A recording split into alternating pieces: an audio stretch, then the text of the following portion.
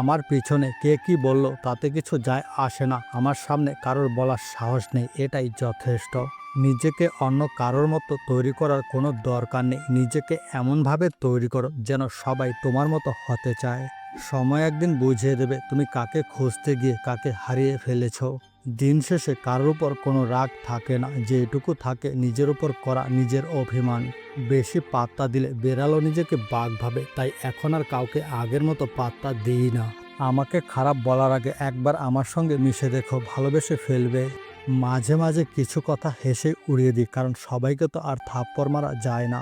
একদিন মৃত্যুতেই থেমে যাবে জীবনের সব রঙিন আয়োজন। মাঝে মাঝে স্বপ্নে একটা মেয়ে আসতো, এখন আর আসে না, মনে হয় বিয়ে হয়ে গেছে।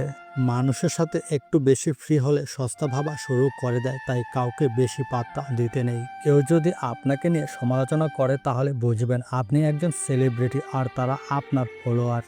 যখন দেখি কারো জীবনে আমার গুরুত্ব কমে যাচ্ছে, তাহলে আমি নিজে থেকেই দূরে সরে যাই। এই পৃথিবীতে একা এসেছি এবং একা যাব, সুতরাং আমার ব্যাপারে কে কি বলল I just don't care. Single থাকাটাও একটা আর্ট, জোড়া তো হাওয়ায় চপ্পলেরও হয়। অর্থহীন পুরুষ এবং সৌন্দর্যহীন নারী শুধু কবিতা আর গল্পতেই গুরুত্ব পায়, বাস্তবে নয়।